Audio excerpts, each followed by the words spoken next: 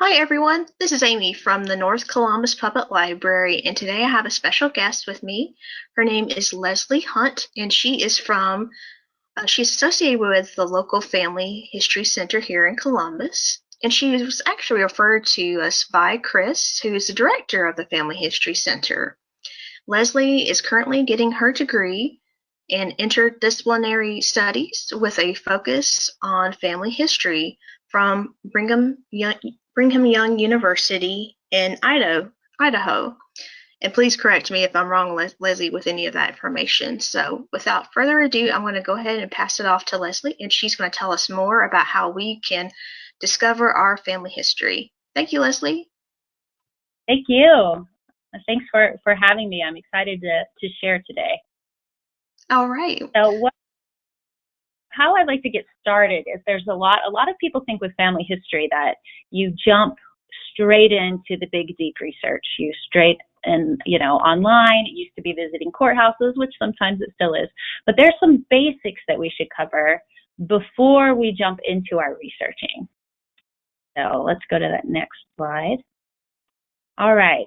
Family history is about more than discovering names, dates, and places. It's about discovering stories. That's one thing that motivates most people when they get into researching their family history, is discovering who they are and where they came from. And the amazing thing is that each of these ancestors has a rich story. And for good or bad, they have all contributed to who we are today. And so I like to think of family history work as a little bit of a mystery game, solving mysteries. We're private detectives in our own family to discover these stories and what we can learn from those who've come before us. Next. All right, where do we start? Two questions that we need to address when we start our family history is, first, where am I going to record my family history? And second, where do I even start to get information on them? Next. All right, where will I record my family history? You have two options. Some people still prefer hard copies. They like things on paper. So you can figure out a way to write things down, or you can, and the different methods that you would use, you could use Pedigree Charts, family group records, or personal notes. And we'll go over those a little bit now, each one of those. So first with the Pedigree Chart,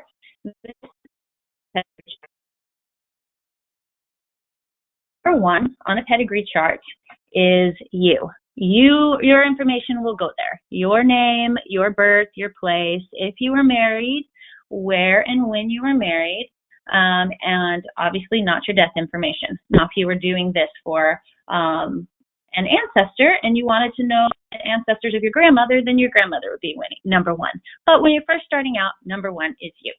Okay, go ahead and click those next links. So number two is going to be your father. And number three is going to be your mother. If you'll notice on this Pedigree Chart that each person on here is numbered. So to make it easy, click next, that the even numbered individuals on your chart will always be male, and the odd numbers will always be female. So if you think about it, number one is going to be you. Number two would be your father.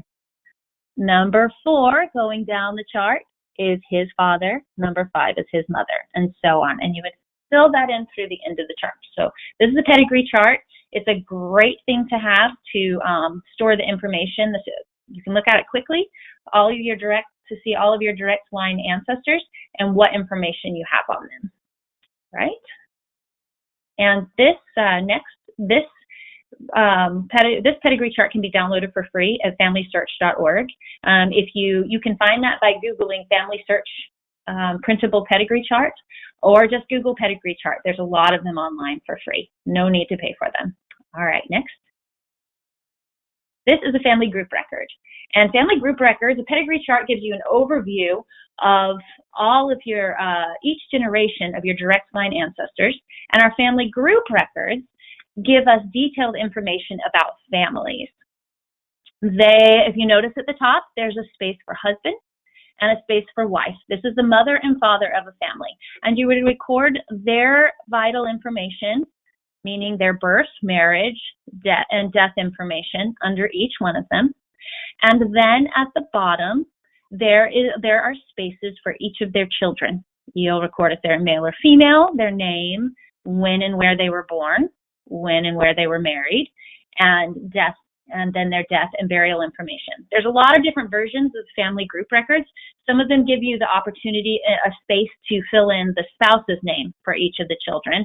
And if there were additional spouses for either of the parents, some of them will give a space for you to fill that into. And you would, if you're doing this by hand or you want a hard copy, you would fill in a family group record for each family that you research. Okay, next.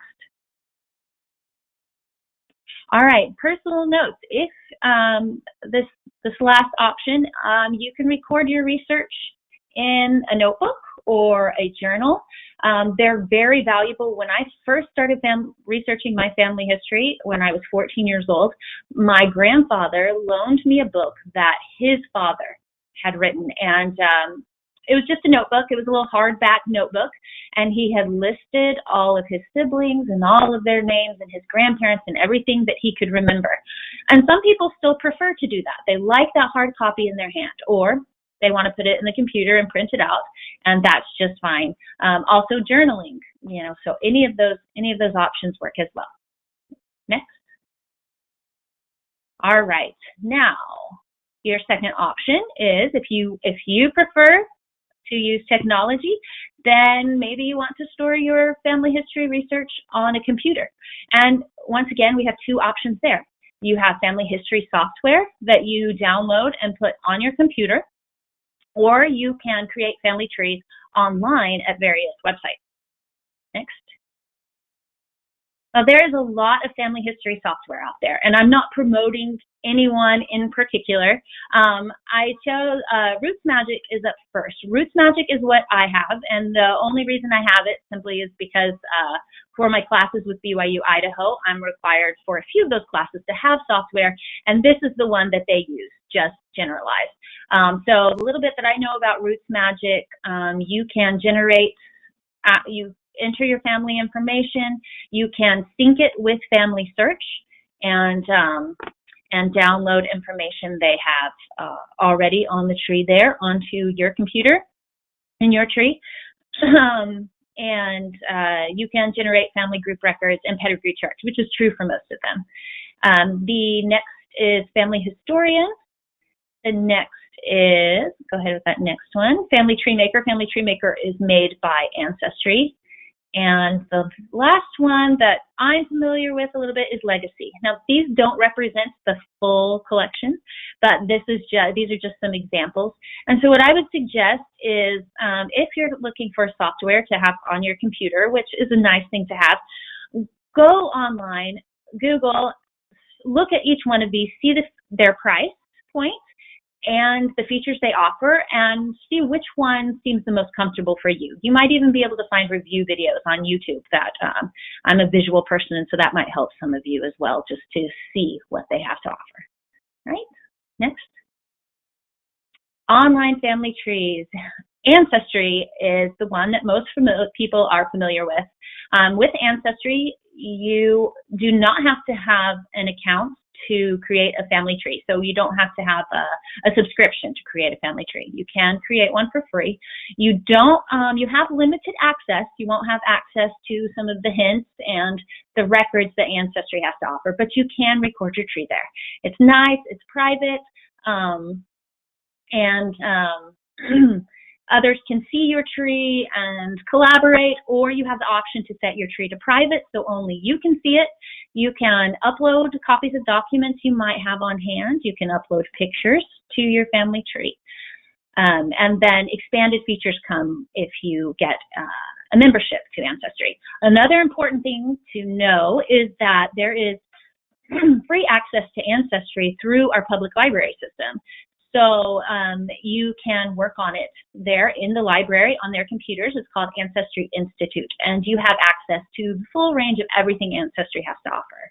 I know that's a little tough for some right now because the libraries are closed, but they are their Wi-Fi is still available in their parking lots and can be used for genealogy research. So if you were to go to their parking lot and log on through their Wi-Fi, get onto their Wi-Fi and go through their Wi-Fi, you could access Ancestry Institute.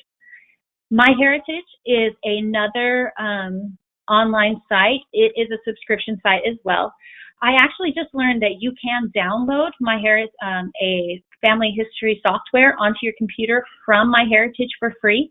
Once again, MyHeritage is a subscription site, so you won't have full access to everything they have to offer, but you will have the basics. So you could build your tree and have it stored there on your computer.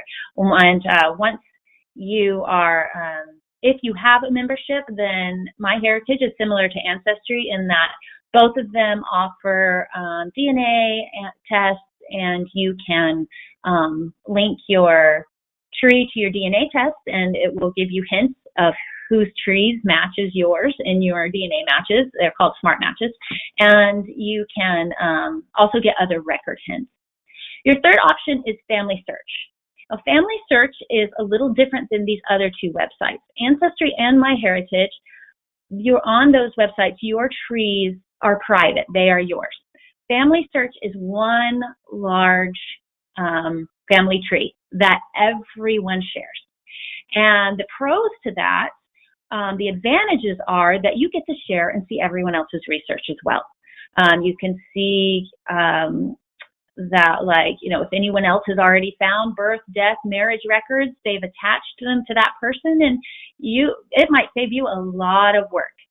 The one thing you should remember, though, is to use it with caution, as if you were planning on that being the only copy of your tree, because since everyone has access to it, other people can come in and change what you've put in. Maybe if they've received different information, and sometimes that's not quite right and you have to go back and change it again. So what I would suggest is, Family Search is amazing, and I have used it for years since it starts, and it's my go-to website. But definitely keep your own copy of your tree, whether that be print or on your own software or even in Ancestry. So you can sync Ancestry to and possibly MyHeritage, but I know for sure Ancestry to your Family Search tree, so you can share information between the two sites. So just have a backup, but Family Search is a great tool. Okay, next. All right, where do I start to get information? Where in the world do we begin? Now's the time. Okay, next. All right. First thing that's important is to record what you already know. So remember, you're the first person that you add to your family tree. So go into your family tree software or filling out your pedigree chart, your family group records, and remember and fill out everything about yourself. And then continue down that family tree in your pedigree, in your family group records, on your software, with everything that you personally know. You know your grandparents' names. Put your grandparents' names in there. Do you remember their birth dates or their birthplaces? Maybe you only remember their birth year and maybe the state they were born in. Go ahead and put that in. Everything that you can remember, that you can recall. Next step is we go to our family members to find out what they know. Go to mom, go to dad, aunt, uncle, cousins, because sometimes cousins have heard more stories than we have. And you might worry that you're going to, it might bother someone, but let me tell you from experience, people love to tell their stories. They love to tell what they know. I took a class recently in which I had to interview 3 separate individuals of specific ages, and I was really worried it was going to burden somebody and this was going to be something they didn't want to do. And I can tell you they were all 3 so thrilled. Everyone wants to tell their stories. So ask ahead of time. Before you go into an interview, think of specific questions that you want to ask. Look at your tree. What do I need to know? And make a list of those questions. And when you have those questions, you might want to, at least a couple days in advance, give them to the family member that you're going to interview, because sometimes they might need a little help or a little time to just think it over and try to recall that information. Okay. With their permission, record the interviews, because that will help you later go back and re-listen to information that maybe you didn't get, or maybe you jotted down incorrectly. Another thing that I want to jump back to with thinking of the questions that you want to ask, being specific, try to keep those questions open-ended, because sometimes people might give you additional information, or they might not recall things at first until they start talking. So if you want to know, an information, let's just say, we want to know where your grandfather worked. This isn't going to go on your family tree, but you want to know information. We're building a story. Or you might ask Grandpa, hey, Grandpa, what was your first job and what was it like to work there? Instead of, what was your first job? Oh, I worked at DuPont Chemical, plant. The end. No, what was your first job and what was it like to work there? Well, the days were long and the labor was hard. You want more information. Give you a little more meat to go off of. Okay, so back to recording those interviews with family. Get their permission first, but those are definitely valuable to have. And I want to talk about some options next for recording those. All right, and then all the information we get from these interviews, we're going to use to fill in our family tree and our family group records. Next. All right, recording interviews. We have several different options. You can use a handheld voice recorder, and go ahead and click the next. Yeah, handheld voice recorder or your smartphone. Our smartphones are amazing. They have voice recorders right on them. That's what I've used a few times, and then the file is right here on my phone for me to access whenever I need it. I can text it to the person I interviewed, because usually they and their family would love to have a copy, and then I can use it to insert into whatever data I want. There's a third option that I want to talk about really quick, and next, that is the Family Search Memories app. Family Search, which is free online, familysearch.org, has two apps. They have the Family Tree app, and they have a Memories app. And on the Memories app, next, the Memories app, we can go into this, and if you look at this first image, across the top you'll see a bar, and that bar has pictures and files and stories that you can type in, and the last is a little microphone. You can record stories directly into the Memories app, and then attach them to the family tree, to the person in the family tree at Family Search. Okay, next. The way you do that, if you look down in our first image at the bottom right-hand corner, there's also a little green circle with a white plus sign in it. If we click that, then our screen appears like this second image, where we have the option to add a document, write a story, record audio, or add photo. In this case, if you're recording an interview, you would click Record Audio. Next. And this is the screen you would get. If you don't have specific questions, then this screen gives you options for questions to ask your family members and ancestors. And this is really handy at, if you're having a family dinner, a family reunion, and you want to go around and interview people. You could choose one of these topics. What's a memorable moment for your childhood? What do you remember about the place you grew up? How did you meet your spouse, for example? And then in the bottom right corner, you click Begin Recording, and it records it directly into the app. Kind of handy to have. All right, next. All right, our next step. We have, so far in our beginning research, we've recorded everything that we know. We've asked family members, and we've gotten the information they have to expand our trees. The next is to consult online family trees. There's a lot of family, the distant family that you don't even know about, who may be recording your family history in their online trees. These online trees, like I said, are Family Search. You can search Ancestry, MyHeritage. Those are just a few. I know there's more out there.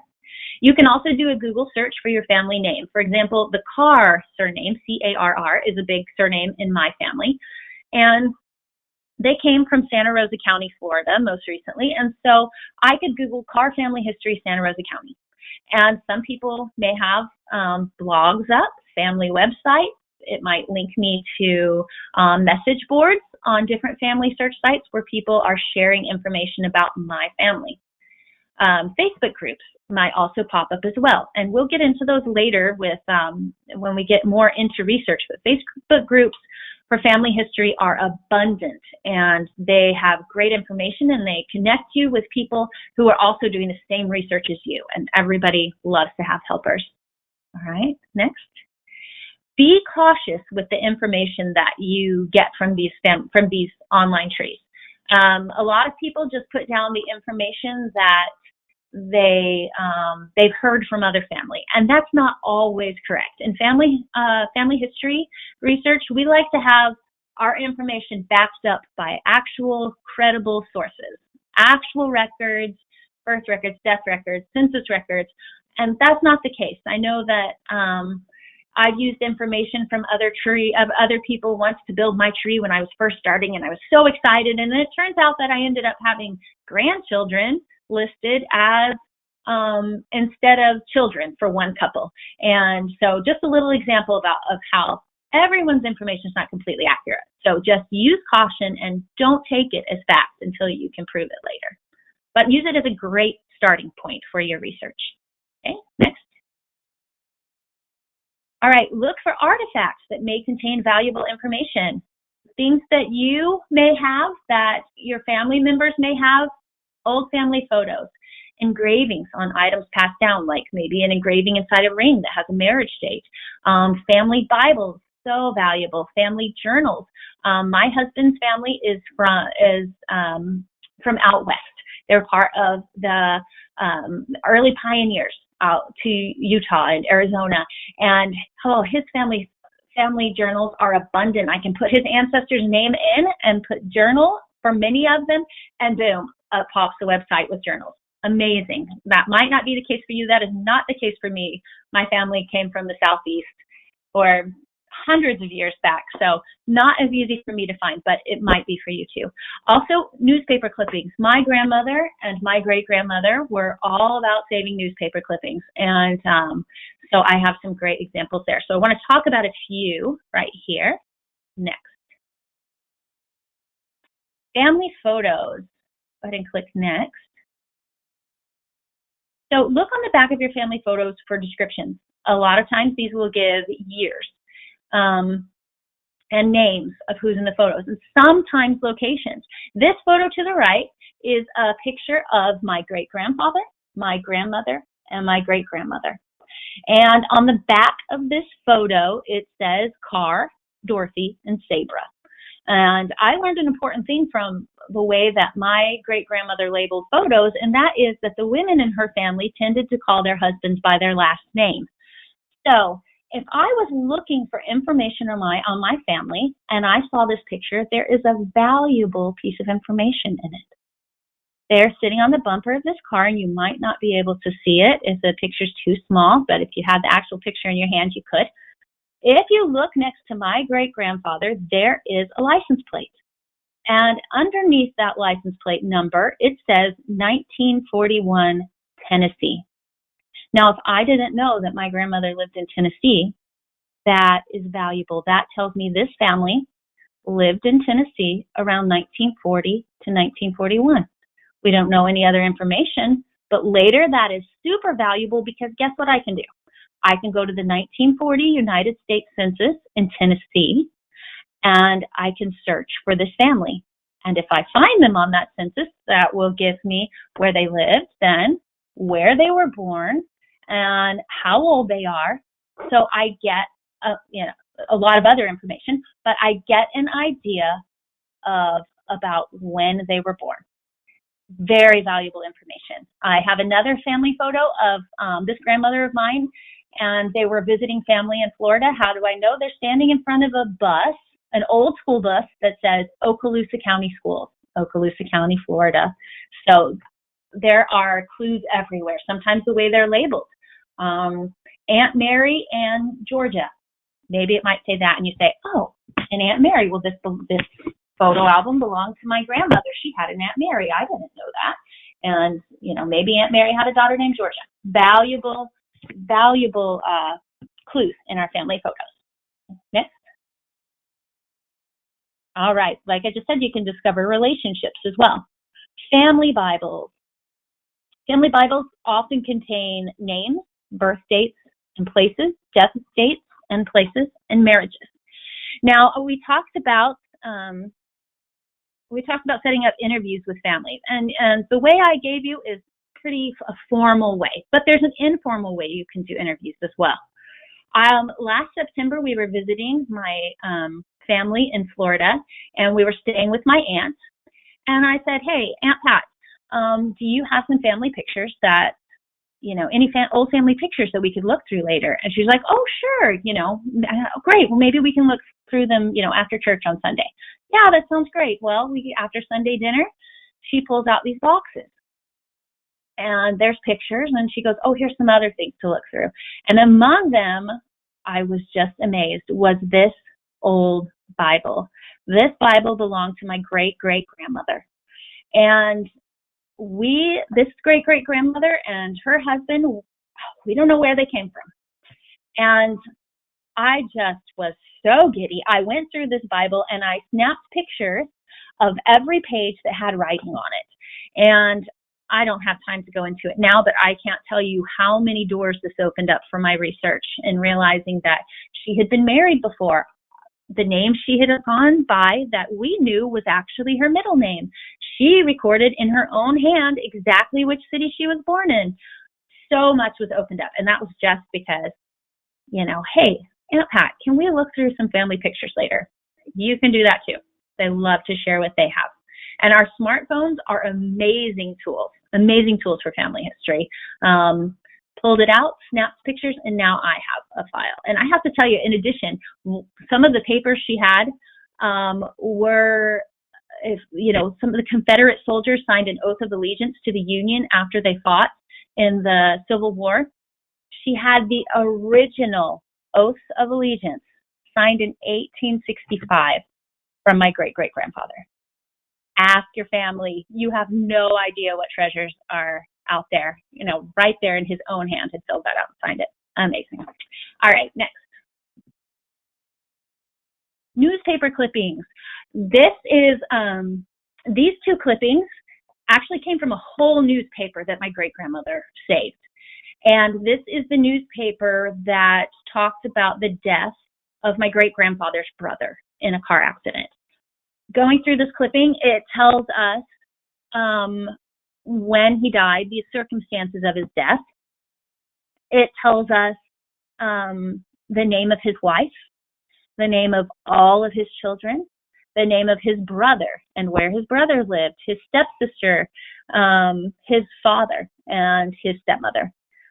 Valuable information. If I hadn't known before, I could build a whole family off of just this newspaper clippings. So some people may have those in their archives as well. All right, next.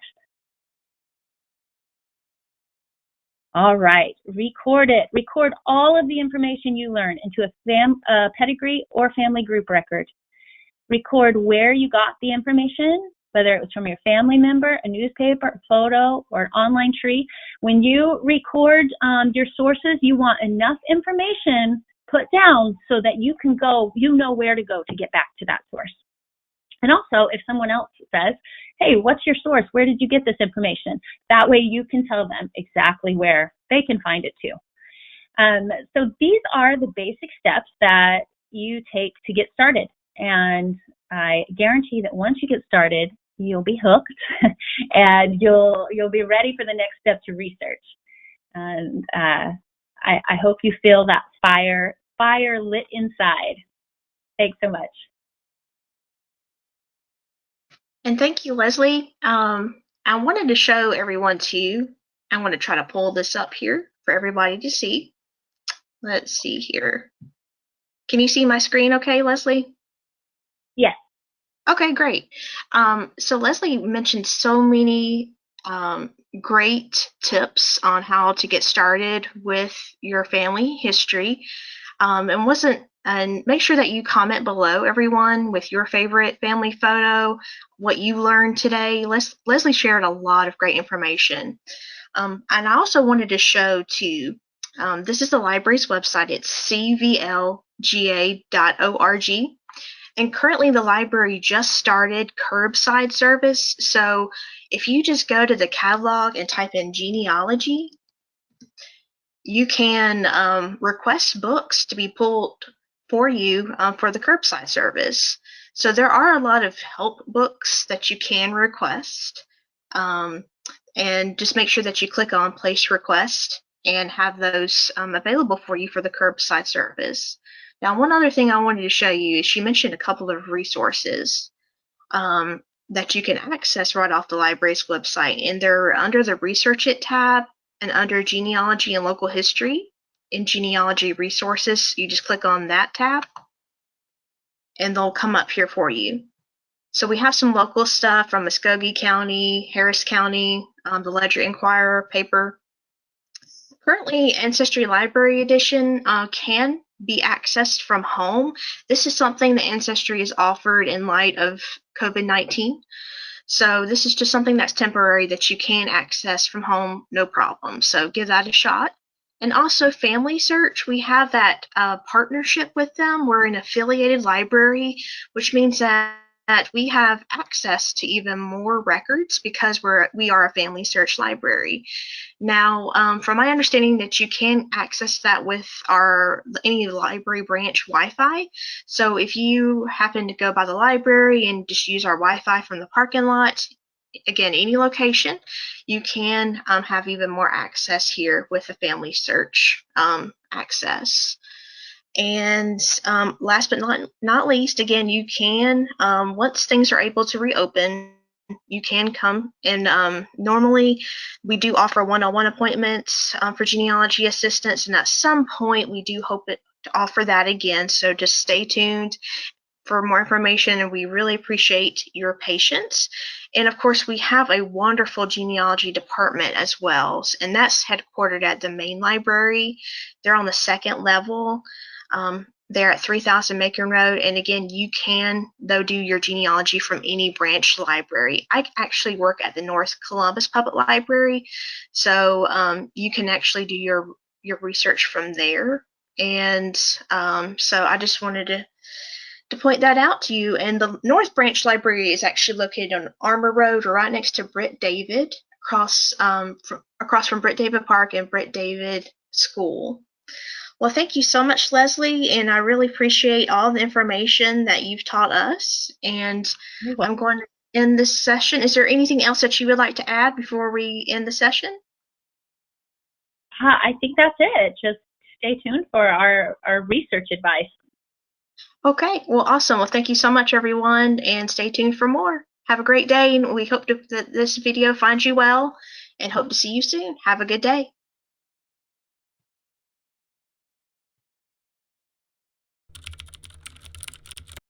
Inspiration. Mysterious. Reading is an adventure. It's my escape. Refreshing. Like a glass of water. Relaxing. Bizarre. A warm hug. Awesome. Opportunity. Fundamental. Transformative. Reading is unforgettable.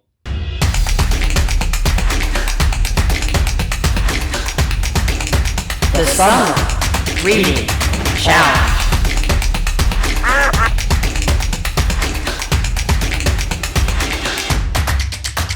We're open. Check us out.